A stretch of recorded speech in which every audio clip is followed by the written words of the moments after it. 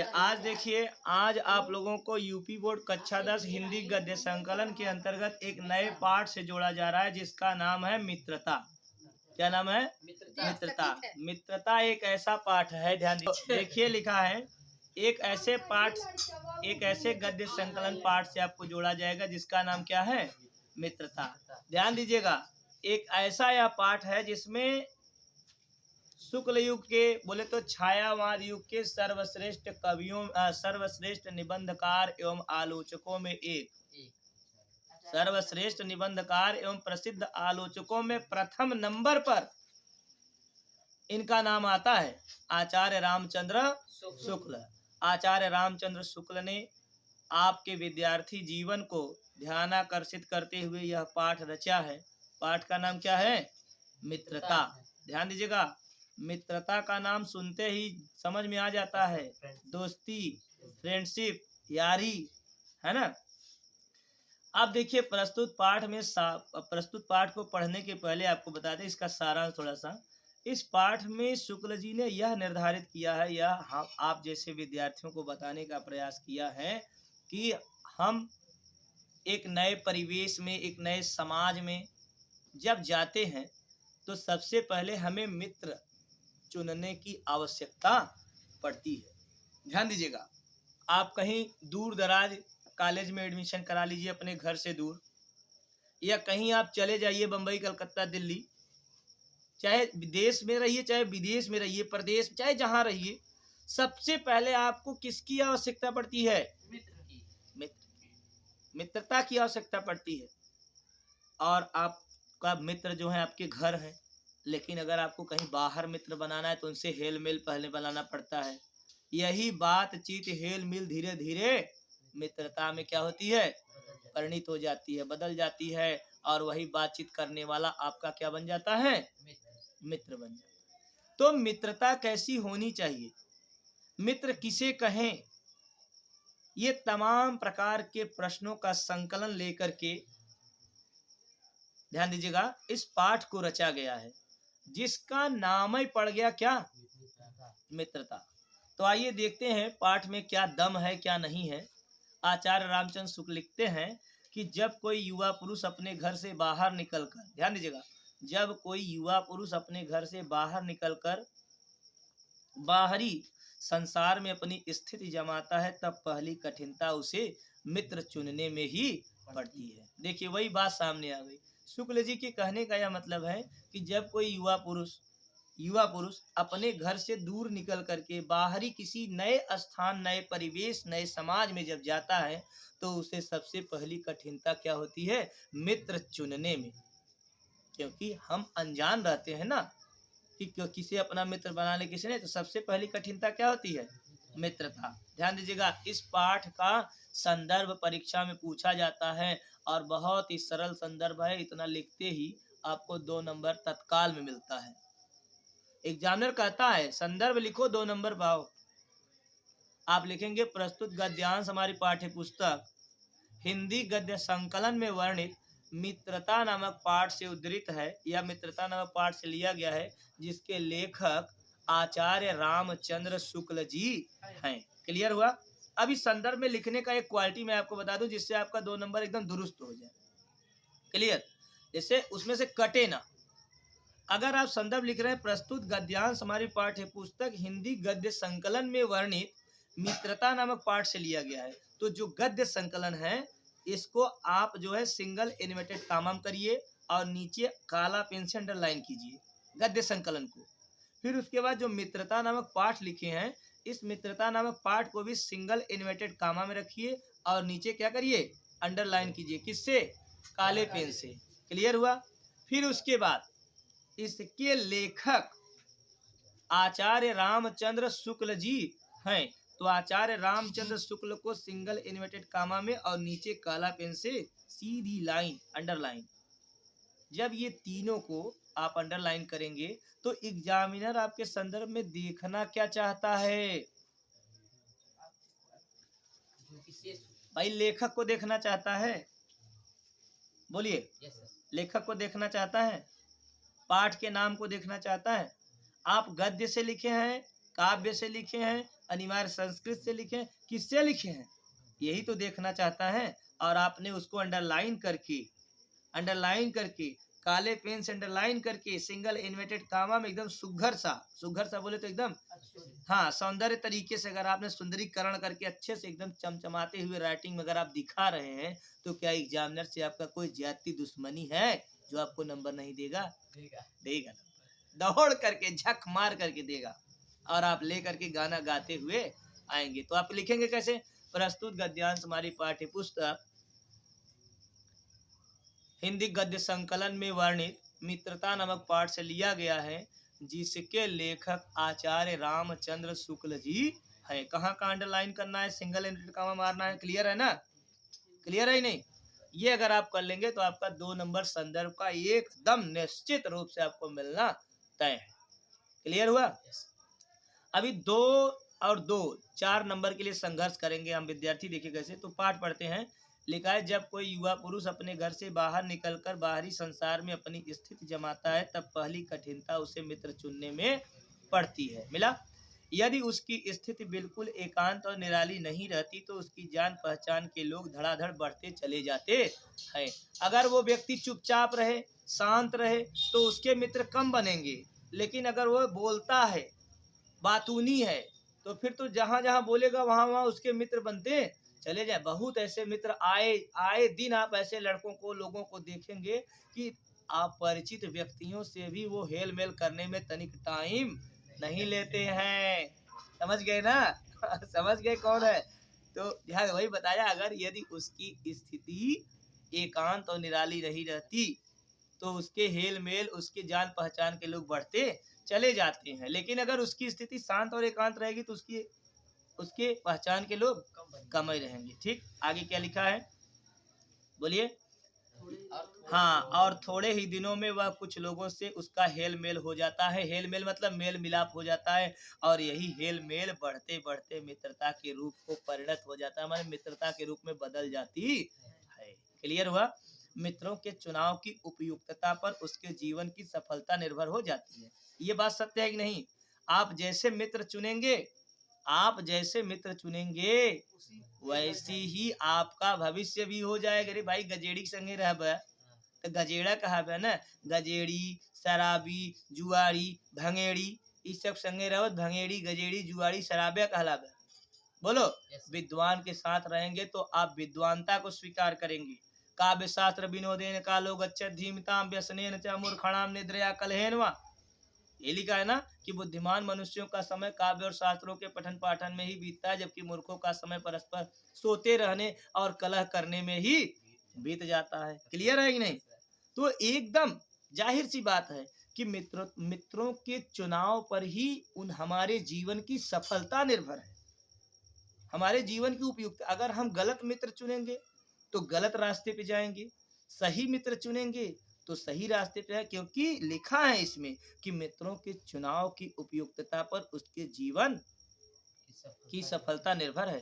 अब आगे क्या लिखा है? क्योंकि संगति का गुप्त प्रभाव हमारे आचरण पर बड़ा भारी पड़ता है। संगति का गुप्त प्रभाव, ये संगति का गुप्त प्रभाव क्या है, इसको थोड़ा सा समझने की प्रयास कीजिए। आप मित्रों की टोली में हैं, कोनो मित्र ठोकत है, ऐ सूरज इधर देखो कि वो ऐसे से करता। ठीक, आप नए नए मित्र बने हैं, का हो ले नहीं भाई, कुल काम ये सब काम नहीं। ठीक है, चलो अच्छा कोई बने सुरतिया मत चुग गवा है, तनी सुरतिया हमारे ले है तो हले 5 रुपया ला ओ गए ना सा सुरती लिया हुआ। ठीक, लिया कि आपके दे दिए तो कहन कहा कि मैं मित्रन मंगाए हम खाद थोड़ी ना है। तो एक दिन जो ने ध्यान दिया, पढ़ा लिखा का बा, क्या लिखा है? क्योंकि संगत का गुप्त प्रभाव हमारे, लिखा ना, क्योंकि संगति का गुप्त प्रभाव हमारे आचरण पर बड़ा भारी पड़ता है। संगति का गुप्त प्रभाव, संगत का गुप्त सुरती आप 2 बार 4 बार लिया के दिया, एक दिन कहे रचका ठोक देता था हम खाई ले, रचका ठोक देता था हम खाई ले। अबे तू सुरती लियावत रहे, अब क्या करे, देखा ना कैसे ठोके हैं, वैसे तू ठोक दी है। अब 4-5 दिन तू ठोक के दिया, तो एक दिन सोचे कम से कम 2 पत्ती रख ले। ए लड़की देखो, 2 पत्ती तू रखे चालू किया, 2 पत्ती रखे जरिया ओट थूक दिया, बाजू आवा ऐसा सुरती से। लेकिन एक आध दिन, 2 दिन, 3 दिन, 4 दिन एक एक पत्ती रखे, हैबिट बना चला गा, तू वही का जोने का बुराई करता रहा, वही बुराई का तू का बन गया, भक्त बन गया। क्योंकि संगति का गुप्त प्रभाव आपके जीवन पर बड़ा ही इफेक्ट करता है। तो देखिए उसके अंतर्गत जो है, जैसे मान लीजिए इसमें लिखा है ना, क्या लिखा है इसमें, इसमें यही लिखा है, बोलो भाई, क्योंकि संगति का गुप्त प्रभाव हमारे आचरण पर बड़ा ही भारी पड़ता है, ये है। तो इसके अंतर्गत यही बताया जा रहा है, ध्यान दीजिएगा। अब संगति का गुप्त प्रभाव, गुप्त प्रभाव मतलब छिपा हुआ प्रभाव, छिपा हुआ प्रभाव मतलब समझते हैं आप, संगति का असर, आप संगति में जा रहे हैं, संगत में आप वो नहीं कर रहे हैं, आपके मित्र हैं, अब खा पी रहे हैं, तो उससे आपसे क्या मतलब, आप सोचेंगे हमसे क्या मतलब, चाहे जो करें भाई, मित्र हैं हमारे। अब आप जाते हैं, चलो ठीक है, कोनो बात नहीं। एक जने कहन जाता है 75 रुपया ला और जा ले आओ, समझिन का होगा, तो गैन लिया, कहन ला पिया, कहें हम काहे पी, तू पिया, कहें चल ठीक है तुम्हें पिया, तो ठीक है पियत रहे, कहें ऐसा करा, एक ढक्कन ले ले, एक ढक्कन ले, थोड़ी नशा करे, कहें नहीं हम दारू के हाथ नहीं लगाए, पागल है का, कहें चल ठीक बा, 2 दिन, 4 दिन, 5 दिन, 10 दिन, 20 दिन, 1 महीना, 2 महीने, कहें लाई अच्छा एक ढक्कन चीखी देखी का है, चीखे न झंझनाई गन, फिर अगले दिन 2 ढक्कन, 3 ढक्कन, और चौथे दिन वो बोतल लगाए दिहन। संगति का गुप्त प्रभाव हमारे आचरण पर बड़ा ही भारी पड़ता है, यह है संगति का गुप्त प्रभाव। ध्यान दीजिएगा आगे क्या लिखा है, बोलिए। हम लोग ऐसे समय में समाज में प्रवेश करके अपना कार्य आरंभ करते हैं जबकि हमारा चित्त कोमल और हर तरह का संस्कार ग्रहण करने के योग्य रहता है। हम लोग ऐसे समाज में ऐसे समय में प्रवेश करते हैं, विद्यार्थी जीवन में, जिसमें हमारा जो है मन बहुत ही कोमल और चंचल स्वभाव का होता है। ध्यान दीजिएगा, उसमें जो कुछ भी, अगर आप देखिए खाली पात्र होता है उसमें पानी तुरंत भर जाता है, अब भरा पात्र है तो उसमें भरेगा नहीं, भरेगा बल्कि बाहर चला जाएगा। तो हम लोग विद्यार्थी जीवन में ऐसे समय में प्रवेश करते हैं जहाँ पर हमारा माइंड एकदम खाली रहता है, उसमें चाहे जो भर दिया जाए भर जाता है। ध्यान से समझिएगा, वही बताया जा रहा है। हमारे भाव अपरिमार्जित और हमारी प्रवृत्ति अपरिपक्व रहती है, परिपक्व नहीं रहती है। हम लोग कच्ची मिट्टी की मूर्ति, यहाँ से अंडरलाइन कर दीजिए, यहाँ से परीक्षा में बड़ा तेज आता है। हम लोग कच्ची मिट्टी की मूर्ति के समान रहते हैं, जिसे जो जिस रूप का चाहे उस रूप का बनाए, चाहे राक्षस बनाए चाहे देवता। ये देखिए यहाँ से आता है परीक्षा में, अंडरलाइन यहीं से करता है कि हम लोग कच्ची मिट्टी की मूर्ति के समान होते हैं, हम लोग कच्ची मिट्टी की मूर्ति के समान होते हैं, जिसे जो जिस रूप का चाहे उस रूप का बनाए, चाहे राक्षस बनाए चाहे देवता। अब देखिए विद्यार्थी जीवन में आप लोग हैं, विद्यार्थी जीवन का मतलब क्या है, विद्यार्थी जीवन में मतलब छोड़िए, विद्यार्थी जीवन में जो विद्यार्थी होता है उसका माइंड, उसका दिमाग क्या होता है, एकदम शुद्ध होता है। और आप लोग एक बात समझिए, जो कुम्हार होता है अपने चाक पर कच्ची मिट्टी चढ़ाए हुए रहता है, कुम्हार जो होता है वो अपने चाक पर कच्ची मिट्टी चढ़ाए हुए रहता है और उस चाक को क्या करता है, घुमाए रहता है, और मिट्टी को, अब उस मिट्टी से चाहे वो घड़ा बनाए, ध्यान दीजिएगा, चाहे वो सुराही बनाए, चाहे वो गुल्लक बनाए, चाहे वो दिया बनाए, चाहे वो गिलास बनाए, घड़ा बनाए, कुछ भी बनाए, मिट्टी एक और उसके जो है रूप अनेक। ध्यान दीजिए, मिट्टी एक रूप अनेक, कुम्हार रूपी गुरु मिट्टी रूपी चेले को कुछ भी बना सकता है। ध्यान दीजिएगा, मित्रता में भी यही होता है, अच्छे मित्र मिलेंगे आप अच्छे होंगे, बुरे मित्र मिलेंगे आप बुरे बन जाएंगे। जैसी मित्रता वैसे आप बन जाएंगे, चाहे आप राक्षस बने चाहे देवता। देवताओं की संगत में रहेंगे, विद्वानों की संगत में रहेंगे, धर्मवानों की संगत में रहेंगे तो आप धर्मात्मा ही कहे जाएंगे। जुगाड़ी, गजेड़ी, भंगेड़ी, उगेड़ी कौनों में रहबे तो वही कहाबे। समझेन कि ना बोला। आगे देखिए लिखा है, ऐसे लोगों का साथ करना हमारे लिए बुरा है। ध्यान दीजिए, बहुत ही सरल लाइन है, ऐसे लोगों का साथ करना हमारे लिए बुरा है जो हमसे अधिक दृढ़ संकल्प के हों, जो हमसे अधिक दृढ़ संकल्पी हो, ऐसे लोगों का साथ हमें कभी करना नहीं चाहिए, क्योंकि उनकी बातों को हमें हमेशा माननी पड़ती है। ऐसे लोगों का साथ करना हमारे लिए बहुत ही घातक है, जो हमसे अधिक दृढ़ संकल्पी हो, क्योंकि हमें उनकी हर एक बात बिना विरोध के मान लेनी पड़ती है। लेकिन लेखक यहीं पे रुका नहीं, लेखक आगे कह रहा है पर ऐसे लोगों का साथ और नहीं करना चाहिए। ऐसे लोगों का साथ करना और बुरा है जो हमारी ही बात को केवल ऊपर रखते हैं। अब इसका मतलब क्या है, ये मतलब आप समझिए। कह रहे हैं पहले तो लेखक ने कहा हमें ऐसे लोगों का साथ कभी नहीं करना चाहिए, हमें ऐसे लोगों का साथ कभी नहीं करना चाहिए जो केवल और केवल हमसे अधिक दृढ़ संकल्पी होते हैं। ऐसे लोगों के साथ हमें नहीं करना चाहिए जो हमसे अधिक दृढ़ संकल्पी हो, मतलब हमसे ज्यादा आगे सोचते हैं। हाँ, हमसे ज्यादा अधिक सोचने वाले हो। अगर हमसे अधिक जो सोचने वाले, अगर उनसे हम मित्रता कर लेंगे तो हमारे दिमाग में ये हमेशा बना रहेगा कि ये तो हमसे ज़्यादा टैलेंटेड है, हमसे ज़्यादा विद्वान है, हमसे ज़्यादा प्रखर बुद्धि का है, तेज दिमाग का है, शार्प दिमाग। अब ये जो सोचता है इससे भैया हम नीचे हैं, तो इसमें क्या होता है कि बिना किसी विरोध के हम उसकी बात को हाँ में हाँ मिला देते हैं। हाँ, तुम जो कह रहे हो भाई सही कह रहे हो, तुम तो भाई पढ़ने लिखने में तेज। हमें ऐसे लोगों का साथ कभी नहीं देना चाहिए, ऐसे लोग साथ कभी करना है जो हमसे अधिक दृढ़ संकल्पी होते हैं, क्योंकि बिना किसी टोक में रोक में हम उनकी बात को स्वीकार करते ही रहते हैं। तो इसमें हमारी क्या है, हानि ही है ना।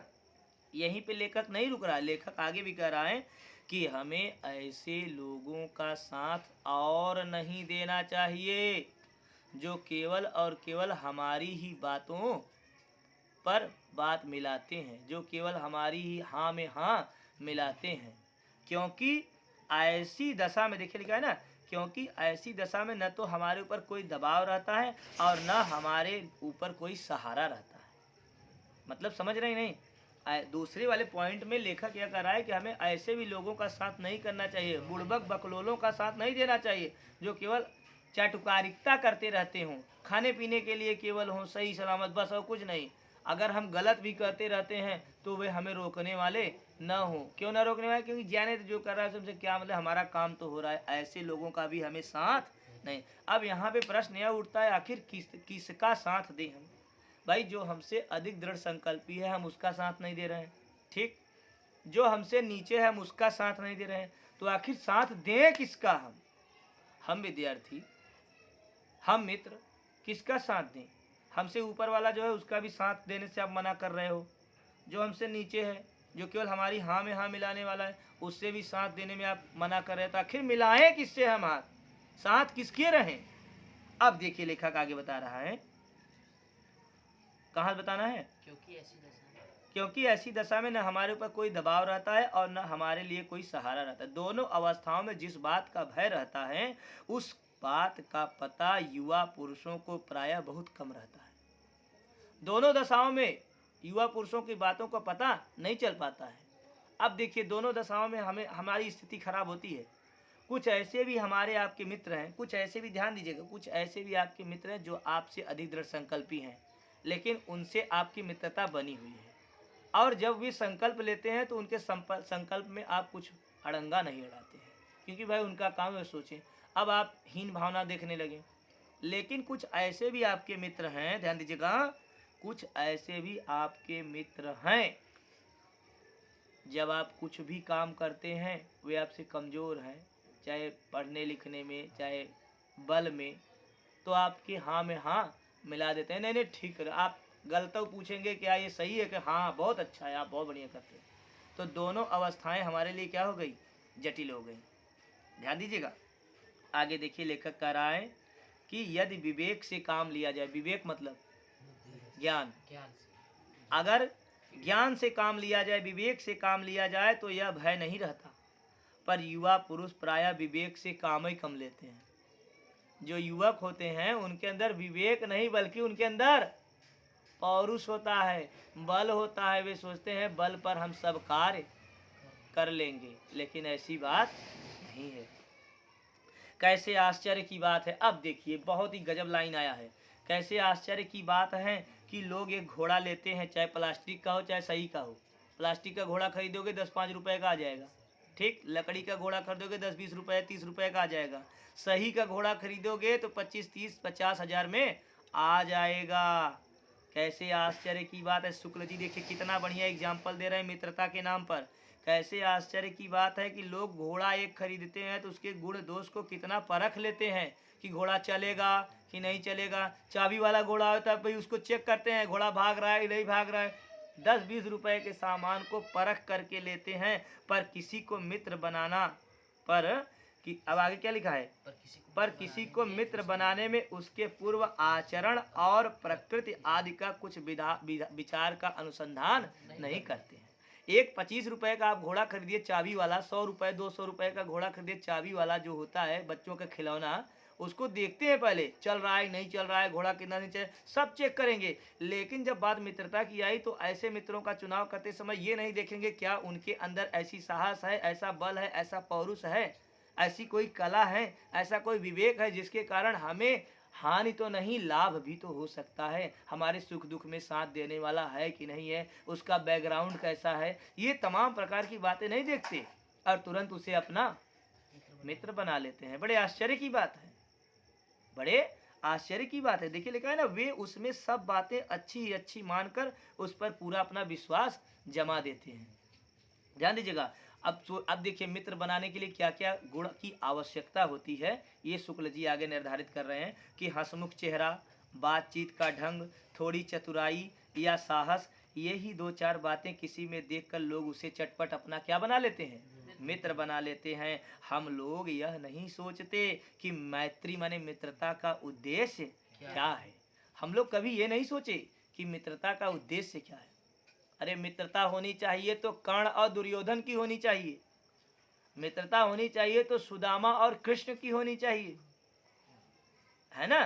ये जीवन भर अपने मित्रत्व की भावना पर निर्वहन किए। ऐसा मित्र नहीं होना चाहिए कि जेबा में पैसा बा, लता लौंग खियौबा उन्हें तो मित्रता बा, जेबा में पैसा ना आए है, टायर पंचर हुई पुलिया पे तो कहन ऐसा करा हमें घाम लगाता है, हम जाते है तो गीते गीते अपन आय। ऐसा मित्र ना है। मित्र ऐसा हो जो सम दुख योह सम विभाग हरैन, जो दुख और सुख दोनों में साथ रहे, ऐसा मित्र होना चाहिए। कहा जा रहा है, देखिए आगे क्या लिखा है कि हम लोग यह नहीं सोचते कि मित्रता का उद्देश्य क्या है तथा जीवन के व्यवहार में उसका कुछ मूल्य भी है। यह बात देखिए लिखा है, यह बात हमें नहीं सूझती कि यह एक ऐसा साधन है। कौन ऐसा साधन है? मित्रता एक ऐसा साधन है जिससे आत्म शिक्षा का कार्य बहुत ही सुगम हो जाता है। सुगम हो जाता है मतलब सरल हो जाता है। आगे लिखा है, एक प्राचीन विद्वान का कथन है, यहाँ से अंडरलाइन कर लीजिए, परीक्षा में बहुत तेज आता है। ठीक है, एक प्राचीन विद्वान का कथन है, यहाँ से अंडरलाइन कीजिएगा, विश्वास पात्र मित्र से बड़ी भारी रक्षा होती है। ध्यान दीजिएगा, ये जो 5-6 शब्द हैं, विश्वास पात्र मित्र से बड़ी भारी रक्षा होती है, यहाँ से यहाँ तक अंडरलाइन करिए। ये परीक्षा माता कहता है रेखांकित अंश की व्याख्या कीजिए। तो देखिए इसकी आपको व्याख्या करनी पड़ेगी। अगर यहाँ विश्वास पात्र मित्र से लेकर के बड़ी भारी रक्षा रहती है, यहाँ तक अंडरलाइन कर दिया, तो आपको यहाँ से यहाँ तक व्याख्या करनी है। तो अब इसकी व्याख्या आप क्या करेंगे, आप लिखेंगे कि आचार्य रामचंद्र शुक्ल जी, या लिखेंगे कि प्रस्तुत गद्यांश में लेखक कहता है कि जो विश्वासी मित्र होते हैं, जिन पर विश्वास किया जा सके, ऐसे मित्रों से बहुत बारी रक्षा होती है, क्योंकि वे सुख में हमारे साथ रहते हैं, दुख में हमारे साथ रहते हैं। ऐसे मित्रों से हमें हमेशा क्या होता है, बोलो, रक्षा होती है। इन्हीं मित्रों के ऊपर हमारे जीवन की पूरी कुंडली निर्धारित होती है ना। विश्वास पात्र मित्र एक ऐसा मतलब साधन है जिससे किसी भी कार्य को साधित किया जा सकता है, जिससे किसी भी कार्य को साधा जा सकता है। ठीक है, क्योंकि विश्वास पात्र मित्रों से बहुत ही रक्षा होती है। आगे क्या लिखा है, जिसे ऐसा मित्र मिल जाए, कैसा मित्र, विश्वासी मित्र। विश्वासी मित्र, जिसे विश्वासी मित्र मिल जाए, उसे समझना चाहिए कि जीवन का उसे क्या मिल गया, दुनिया का सबसे बड़ा क्या मिल गया, खजाना मिल गया। अब बताइए कैसे, कौन से ऐसा मित्र है जिसके ऊपर आप विश्वास कर सकते हैं। आप कहते हैं जब आप किसी मित्र से धोखा खाते हैं तो आप क्या बोलते हैं कि दुनिया के थवलाया ना, दुनिया बड़ी बेकार बा, दुनिया बड़ी मतलबी बा, केहू केहू के देखा ही नहीं चाहे। लोग कहते हैं ना फलाने के हम फुटही आँखी नहीं देखे चाहे। सही बात, रियल आँखी देखता है ना, फुटई आँखी का घंटा देखोगे बोला। अब देखिए क्या, विश्वास पात्र मित्र जीवन की एक बड़ी औषधि है। यहाँ से यहाँ तक अंडरलाइन करिए, विश्वास पात्र मित्र जीवन की एक औषधि है। इसका अर्थ बता सकते हैं आप लोग? विश्वास पात्र मित्र जीवन की बहुत बड़ी औषधि है, इसका मतलब क्या है? अरे भाई, विश्वासी मित्र जो होता है वह जीवन की सबसे बड़ी दवाई है। दवाई है मतलब आप दुखी अवस्था में रहेंगे तो दुख से निकालने वाला कौन है? मित्र है। आप सुख आप कितने भी बड़े दुख में रहिए, अगर आपका विश्वासी मित्र है तो उस दुख से निकालने के लिए वो हर संभव आपका क्या करेगा? प्रयास करेगा, आपकी रक्षा करेगा। तो रक्षा कौन करता है? दवा ही करती है ना। विश्वास पात्र मित्र जीवन की बहुत बड़ी क्या है? औषधि है। दुख में आपको उबारेगा, और जब आप सुख में होंगे तो सुख में, ध्यान दीजिएगा, दुख में व्यक्ति सही कदम चलता है, लेकिन जब वह सुख में जाता है तो उसके कदम लड़खड़ा जाते हैं। हर एक सुखी व्यक्ति के कदम लड़खड़ाते हैं। तो जब आप सुख में अधिक होंगे, जब मित्र सुख में अधिक होगा, तो वही मित्र आकर के उसे ध्यान देगा कि सुख में रह करके खुशियों को बांटता हुआ कहीं हमारा मित्र डगमगा न जाए, अत्यधिक उत्साहित होकर के कहीं सीमा से बाहर न चला जाए। वहाँ भी वो मित्र उसको संभालता है, उसको कवर देता है। तो ऐसा मित्र क्या होता है? विश्वास पात्र होता है। विश्वास इसीलिए कहा गया विश्वास पात्र मित्र जीवन की सबसे बड़ी औषधि है, उससे बड़ा कोई दवा नहीं है। समझ में आया? अंडरलाइन किए कि नहीं? हमें अपने मित्रों से यह आशा रखनी चाहिए कि वे उत्तम संकल्पों में हमें दृढ़ करेंगे। उत्तम संकल्प मतलब जो हम अच्छे निश्चय ले लिए, अच्छे लक्ष्य की प्राप्ति के लिए अच्छा निर्णय ले लिए हैं, तो उस निर्णय में हमें हतोत्साहित नहीं करेंगे, बल्कि वे हमें उत्साहित करेंगे कि हाँ मित्र, तुम आगे बढ़ो, मैं तुम्हारे साथ हूँ। और दोषों और त्रुटियों से हमें बचाएंगे। अगर हमारे अंदर कोई दोष आ गया, हमारे अंदर कोई त्रुटि आ गई, कोई कमी आ गई, कोई गलती हुई, तो उन गलतियों से सबक लेकर के हमें आगे बढ़ने की हिम्मत देंगे, ताकत देंगे। हमारे सत्य, पवित्रता और मर्यादा के प्रेम को क्या करेंगे? पुष्ट करेंगे। जब हम कुमार्ग पर पैर रखेंगे, जब हम बुरे मार्ग पर, कुमार्ग मतलब गलत मार्ग, गलत रास्ते, बुरे मार्ग पर पैर रखेंगे, तब वे हमें सचेत करेंगे, सावधान करेंगे कि मित्र, आप गलत रास्ते पर जा रहे हैं। इस रास्ते पर जाने से केवल और केवल आपको दुख, तकलीफ, मुसीबतों का ही सामना करना पड़ेगा। आपका चरित्र दांव पर लग जाएगा, आपकी स्थिति खराब हो जाएगी, भयंकर समस्या में बच जाएंगे। इसलिए हे मित्र, आप गलत रास्ते पर मत जाइए। जब हम हतोत्साहित होंगे, जब हमारे अंदर उत्साह की भावना खत्म हो जाएगी, एकदम हतोत्साहित हो जाएंगे, तब वे हमें उत्साहित करेंगे कि नहीं मित्र, तुम और मेहनत करो, तुम जल्द से जल्द अपनी कामयाबी तक या कामयाबी के शिखरों पर पहुंच जाओगे। कहने का मतलब यह है, आचार्य रामचंद्र शुक्ल जी पूरा मिला जुला करके कहने का उनका आशय यह है कि हमें उत्तमता पूर्वक जीवन निर्वाह करने में तरह तरह से सहायता भी देते रहेंगे। अगर हम जीवन का अच्छाई से निर्वहन करना चाहते हैं, तो ऐसे मित्र जो विश्वासी मित्र होते हैं, वे हमें हमेशा क्या जीवन में आगे बढ़ने के लिए उत्तम संकल्पों से दृढ़ करते रहेंगे और हमारे उत्साह को बढ़ाते रहेंगे। सच्ची मित्रता से उत्तम वैद्य की निपुणता और परख होती है। जो सच्ची मित्रता होती है ना, उसमें सबसे अच्छी, जैसे एक उत्तम से उत्तम वैद्य, उत्तम से उत्तम डॉक्टर, अच्छे से अच्छा डॉक्टर रोगी को ठीक कर देता है, वैसी सच्ची मित्रता के अंदर भी वैसी ही उत्तमता भरी पड़ी होती है, जो कठिन से कठिन संकट से निकाल करके मित्र को आगे बढ़ाने के लिए तैयार रहती है। सरल है कि नहीं? सरल है ना? अच्छी से अच्छी माता का सा धैर्य और कोमलता होती है। सच्ची मित्रता में अगर कहीं गलती भी हो जाए, कहीं त्रुटि भी हो जाए, कोई मित्र किसी तरह से उसे अनाप शनाप बक भी दिया, तो सच्ची मित्रता कभी उसको बुरा नहीं मानती, बल्कि उसके अंदर धैर्य रहता है कि कभी न कभी तो मेरे मित्र को समझ आएगा। जब उसकी आंखों पर से पर्दा हटेगा तो वो मेरे पास आएगा और मैं उसे हंसते हुए गले से अपने लगा लूंगा। जो बुरी मित्रता होती है, गलत मित्रता होती है, क्षणभंगुरता वाली मित्रता होती है, उसी मित्रता में खटास आती है, उसी मित्रता में खरास आती है, और वही मित्रता शीशे की तरह टूट जाती है। लेकिन जो विश्वास पात्र मित्रता होती है, अगर मित्र के अंदर कहीं गलत फहमी भी हो गई तो अगला मित्र खड़ा होकर के उसकी प्रतीक्षा करता है कि मित्र की कभी आँख खुलेगी तो वो आएगा, मैं उसे सहर्ष अपने गले से लगा लूँगा और हमारी सारे गिले शिकवे दूर हो जाएंगे। ऐसे ही मित्रता करना, देखिए लिखा है ना कि ऐसी ही मित्रता करने का प्रयत्न हर एक पुरुष को करना चाहिए। क्लियर हुआ कि नहीं? पहला पैराग्राफ बेहतरीन है कि नहीं?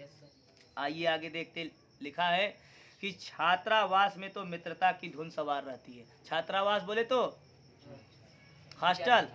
हॉस्टल जब आप अपना घर छोड़ करके अपना प्राथमिक विद्यालय, जूनियर विद्यालय, इंटरमीडिएट विद्यालय छोड़ करके जब आप किसी महाविद्यालय, यूनिवर्सिटी, महाविश्वविद्यालय में जब आप प्रवेश लेंगे तब वहाँ पर आपको क्या मिलेगा? छात्रावास मिलेगा। छात्र धन आवास, छात्रावास दीर्घ संधि।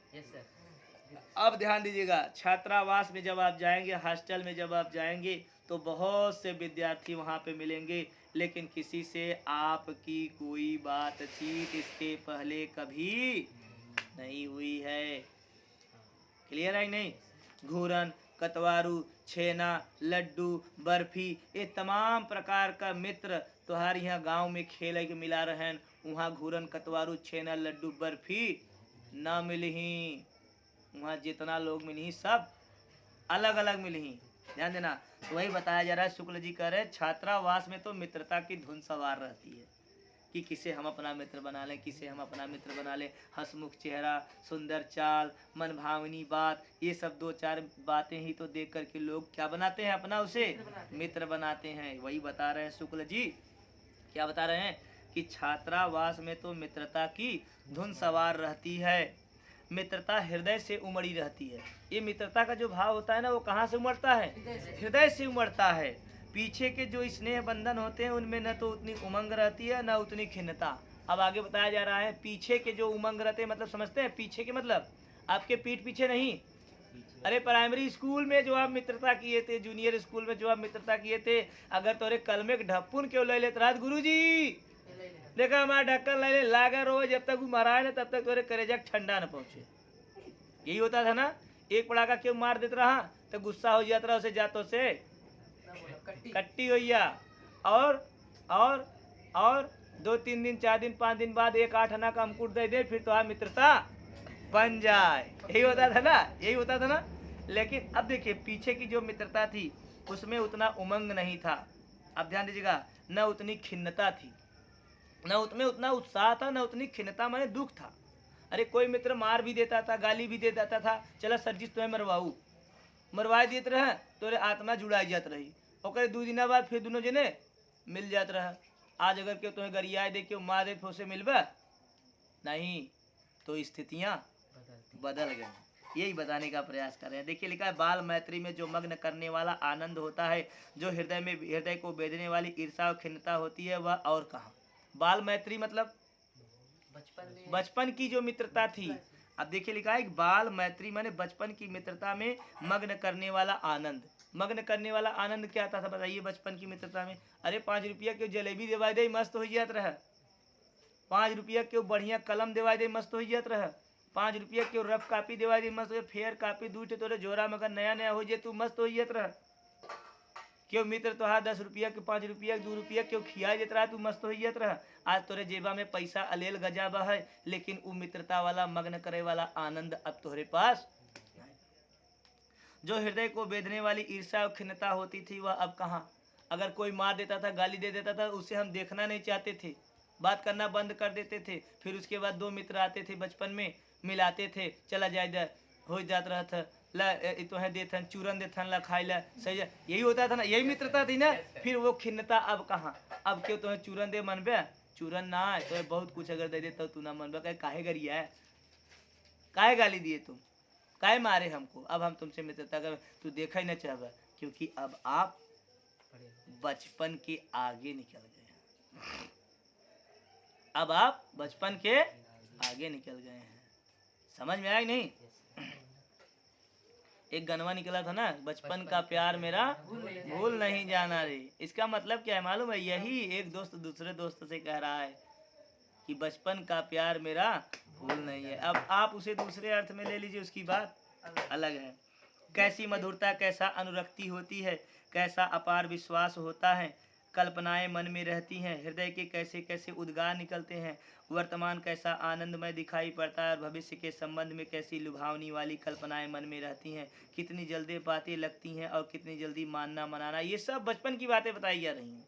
मन में तरह तरह की कल्पनाएं थी, मैं भी बड़ा होकर के क्रिकेटर बनूंगा, मैं भी बड़ा होकर के वकील बनूंगा, मैं भी बड़ा होकर के पुलिस बनूंगा। बाद में जब आगे बढ़ते गए तब समझ में आया कि हम किस दिशा में जा रहे हैं।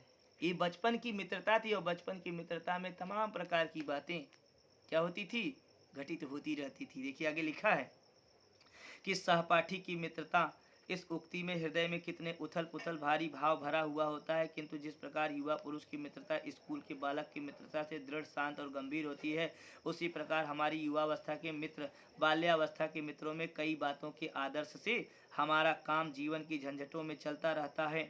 सुंदर प्रतिमा, अब देखिए आगे लिखा है, सुंदर प्रतिमा, मनभाविनी चाल और स्वच्छंद प्रकृति, ये ही दो चार बातें देखकर मित्रता की जाती है। बात सही है कि नहीं? यहाँ से निशान लगा लीजिएगा, सुंदर प्रतिमा, मनभाविनी चाल, यहाँ से परीक्षा में आता है। ठीक, सुंदर। अब आगे देखिए लिखा है, पर जीवन संग्राम में साथ देने वाले मित्रों में कुछ अधिक बातें होनी चाहिए। सुंदर प्रतिमा, मनभाविनी चाल नहीं, जो जीवन में साथ देने वाले मित्र होते हैं उनमें और भी बातें होनी चाहिए। क्या होनी चाहिए? देखिए लिखा है, मित्र केवल उसे नहीं कहते। अब देखिए शुक्ल जी मित्रता के बारे में बता रहे हैं, एक मित्र की सफल परिभाषा बता रहे हैं कि किसे मित्र कहा जाए। शुक्ल जी कह रहे हैं कि मित्र केवल उसे नहीं कहते जिसके गुणों की तो हम प्रशंसा करें। जिसके अंदर अगर गुण है, गुण मतलब योग्यता, भाई मित्र केवल हम उसे नहीं कहते जिसके गुणों की हम प्रशंसा करें, जिससे स्नेह न कर सके। भाई पीठ पीछे तो हम कहेंगे बहुत अच्छा है, बहुत अच्छा है, लेकिन मन में उससे क्या करते हैं हम? ईर्ष्या करते हैं। क्यों? क्योंकि आप परीक्षा में नंबर ज़्यादा पाते हो। परीक्षा में जो नंबर ज़्यादा पाएगा उसके मित्र जो है उससे क्या करेंगे? ईर्ष्या करेंगे ना। मन ही मन तो ईर्ष्या करेंगे, लेकिन ऊपर से आपके गुणों की क्या करेंगे? प्रशंसा करेंगे। हाँ भाई तेज है, पढ़ने में तेज है, नंबर तो पाएंगे, लेकिन नीचे नीचे क्या होता है? तो कह रहे हैं हम केवल उसे ही मित्र नहीं कहेंगे जिसके गुणों की तो हम प्रशंसा करें, पर जिससे हम स्नेह न कर सके, जिससे अपने छोटे छोटे काम तो हम निकालते जाएं पर भीतर ही भीतर उससे क्या करें? घृणा करें। मित्र सच्चे पथ प्रदर्शक के समान होना चाहिए। मित्र क्या होना चाहिए? एक सच्चे पथ प्रदर्शक के समान होना चाहिए, जिस पर हम पूरा क्या कर सकें? विश्वास कर सकें। भाई के समान होना चाहिए, जिसे हम अपना प्रीति का पात्र माने प्रेम का पात्र बना सकें। ऐसा मित्र होना चाहिए जो पीठ पीछे बुराई करे। ऐसा मित्र नहीं होना चाहिए। बात समझ में आ रहा है नहीं? आगे देखिए लिखा है, हमारे और हमारे मित्र के बीच सच्ची सहानुभूति होनी चाहिए। सच्ची सहानुभूति होनी चाहिए मतलब एक की बात को दूसरा समझे और दूसरे की बात को पहला माने। ऐसी सहानुभूति होनी चाहिए। समझ में आया? ऐसी सहानुभूति जिससे एक के हानि लाभ को दूसरा अपना हानि लाभ समझे। मित्रता के लिए यह आवश्यक नहीं कि दो मित्र एक ही प्रकार का कार्य करते हों। मित्रता के लिए यह कोई आवश्यक नहीं है कि दो मित्र एक ही कार्य करें। दो मित्र एक ही कार्य करें ऐसी कोई बात नहीं है। मित्रता तो मित्रता होती है, उसमें चाहे जो कार्य करे, एक की रुचि हो या ना हो। इसी प्रकार प्रकृति और आचरण की समानता भी आवश्यक एवं अवांछनीय है। दो भिन्न प्रकृति के मनुष्यों में बराबर प्रीति और मित्रता रही है। अब दो भिन्न प्रकार के, अरे भाई कहीं कहीं चोर और पुलिस का भी क्या होता है? मित्रता होता है। लेकिन दो भिन्न प्रकृति के व्यक्ति हैं। वो रात भर रखवाली करता है और रात भर ताला तोड़ता है, लेकिन सुबह में उसकी क्या रहती है? दो भिन्न प्रकृति के व्यक्तियों में भी बड़ी प्रगाढ़ स्नेह और मित्रता होती है। जैसे देखिए लिखा है, राम धीर और शांत प्रकृति के थे। भगवान श्री रामचंद्र जी बड़े ही धैर्यशाली और शांत प्रकृति के थे, लेकिन उनके वही छोटे भाई लक्ष्मण उग्र और उद्धत स्वभाव के थे। लेकिन देखिए लिखा है, पर दोनों भाइयों में अत्यंत क्या था? स्नेह था मतलब प्रेम था। उदार तथा उच्चाशय कर्ण, ऊंचे आशयों वाला कर्ण देखिए उदार था, लेकिन उसका मित्र जो लोभी दुर्योधन था, वो स्वभावों से बड़ा विशेष समानता उसकी नहीं थी, लेकिन दोनों में खूब मित्रता निभी थी। कर्ण और दुर्योधन दोनों के भाव जो थे वे क्या थे? अलग अलग थे, लेकिन मित्रता दोनों में खूब चौचक थी। यह कोई बात नहीं है कि एक ही स्वभाव और रुचि के लोगों में ही मित्रता हो सकती है। समाज में विभिन्नता देखकर लोग एक दूसरे की ओर आकर्षित होते हैं। जो गुण हम में नहीं है, हम चाहते हैं कोई ऐसा मित्र मिले जिसमें वे गुण हों, ताकि हमारी भी नैया पार हो जाए। भाई जो गुण हमारे अंदर नहीं है, हम चाहते हैं कि कोई ऐसा मित्र मिले जो उसके अंदर वो गुण हो, जिससे हमें भी लाभ हो और उसे भी लाभ हो। चिंताशील मनुष्य हमेशा प्रफुल्लित चित्त वाला साथ ढूंढता है। जो व्यक्ति चिंता में पड़ा रहता है वो हमेशा प्रफुल्लित माने आनंदमय व्यक्ति को सोचता है कि वो हमें मिलेगा तो हमारी चिंताओं को वो क्या करेगा, हरेगा और हमें खुशी प्रदान करेगा। निर्बल बली का, और जो कमजोर होते हैं वो हमेशा बलवानों का साथ ढूंढते हैं। ध्यान देना, जो कमजोर होते हैं वे हमेशा बलवान, कैसे कमजोर बलवानों का साथ क्यों ढूंढते हैं? कहता वो मराई गया न तो कहीं का मालूम बा, चला जाते मैं बुलाई लेके ही रुका रहा आवत है। इसका मतलब क्या है? कमजोर हमेशा बलवानों का साथ ढूंढते हैं। और धीर उत्साहियों का, जो धैर्यवान होते हैं वे हमेशा उत्साहियों को, उनके उत्साह को बढ़ाने वाले ऐसे मित्रों का साथ ढूंढते हैं। अब देखिए लिखा उच्च आकांक्षा, आकांक्षा मतलब इच्छा रखने वाला, आकांक्षा मतलब इच्छा, उच्च आकांक्षा माने ऊंची आकांक्षा, ऊंची इच्छा वाला चंद्रगुप्त युक्ति और उपाय के लिए हमेशा चाणक्य का मुंह ताकता था। ऊंचे आशयों वाला वह जो था, ऊंची आकांक्षाओं वाला, ऊंचे विचारों वाला चंद्रगुप्त भी अपने मंत्री चाणक्य, अपने गुरु चाणक्य का क्या देखता था? मुंह देखता था कि चाणक्य बोलेंगे तब हम अपने कार्यों को करने का प्रावधान करेंगे। नीति विशारद अकबर भी, नीति में विशारद अर्थात नीति में निपुण अकबर भी, सम्राट अकबर भी मन बहलाने के लिए बीरबल की ओर हमेशा देखता था कि हमारा मन कौन बहलाएगा, हमें खुशी कौन करेगा, हमें प्रसन्नता कौन दिलाएगा। तो वही बताया जा रहा है, मित्रता बड़ा अनमोल रत्न है, और जिसे ऐसा विश्वास पात्र मित्र मिल जाए, समझ ले वह कि हमें जीवन की सबसे बड़ी औषधि मिली है। संदर्भ इसका पता है? प्रस्तुत गद्यांश हमारी पाठ्य पुस्तक हिंदी गद्य संकलन में वर्णित मित्रता नामक पाठ से लिया गया है, जिसके लेखक आचार्य रामचंद्र शुक्ल जी हैं। क्लियर हुआ? इसको आपको लिखना बहुत अच्छी तरह से। गद्य संकलन को सिंगल इन्वर्टेड कामा में दर्शाना है, अंडरलाइन नीचे करना है जी, गद्य संकलन लिखना है। फिर उसके बाद आप क्या लिखेंगे? मित्रता नामक पाठ को अंडरलाइन करना है, नीचे से काला पेन से ऊपर सिंगल इन्वर्टेड कामा करना है। हो गया, मित्रता नामक पाठ से लिया गया है, ये लाइन छोड़ देना है। अब नीचे वाली लाइन से लिखना है कि जिसके लेखक का नाम आचार्य रामचंद्र शुक्ल है, या जिसके रचयिता आचार्य रामचंद्र शुक्ल जी हैं। आचार्य रामचंद्र शुक्ल को भी सिंगल इन्वर्टेड कामा में करके नीचे काला पेन से खूब अच्छे से अंडरलाइन करना है, तब जाकर के आपके 2 नंबर प्रशस्त होंगे। अगला 2 नंबर आपको कहाँ से मिलेगा? उन्हीं पैराग्राफ में 2 लाइन कहीं काट कर इसी नीचे अंडरलाइन कर देगा। इसकी व्याख्या कीजिए, जैसे अभी आपने पढ़ा कि विश्वास पात्र मित्र जीवन की बड़ी बहुत भारी औषधि होता है ना? तो इसी का व्याख्या करना है, तो आप कर लेंगे ना? कर लेंगे ना? आपको 2 नंबर यहाँ से मिलेगा। और उसके बाद आप ध्यान दीजिएगा, तीसरा प्रश्न जो है उसी में से घुमाएगा। जैसे कह देगा कि विश्वास पात्र मित्र से हमें क्या मिलता है, तो आप बताएंगे विश्वास पात्र मित्र से हमें क्या मिलता है? एक सहारा मिलता है, उत्साह की भावना मिलती है, रक्षा मिलती है, इसलिए विश्वास पात्र मित्र हमारे लिए आवश्यक होता है। एक पैराग्राफ देगा और उसमें से 3 प्रश्न नीचे पूछेगा। पहला प्रश्न आपको याद रखना है, संदर्भ, उपयुक्त गद्यांश का संदर्भ लिखिए। ये तो प्रश्न पूछता है, कभी कभी ध्यान दीजिएगा, एग्जामिनर बहकाएगा आपको। कभी कभी प्रश्न आ जाएगा कि उपयुक्त गद्यांश के लेखक और पाठ का नाम लिखिए, तब आप संदर्भ नहीं लिखेंगे, तब आप लिखेंगे लेखक का नाम और पाठ का नाम। बात समझ में आई नहीं? अगला पैराग्राफ तो समझ में आई नहीं? ये पैराग्राफ आज आपका पूरा हुआ, पाठ आपका आधा खत्म हो गया है। आप ध्यान दीजिएगा, पाठ के पीछे जो अभ्यास प्रश्न दिए गए हैं, इन पैराग्राफों को आप पढ़िए और इसके नीचे दिए गए प्रश्नों के संकलन को निर्धारित कीजिए और तड़ातड़ प्रश्नोत्तरी हल कीजिए। आप जितना प्रश्नावली अभ्यास प्रश्न हल करेंगे उतना अधिक जान लीजिए, आप परीक्षा के लिए समझ लीजिए अपने आप को तैयार कर रहे हैं। बात समझ में आया? अब ये पैराग्राफ आपको अगली कक्षा में पूरा पाठ खत्म किया जाएगा। ठीक।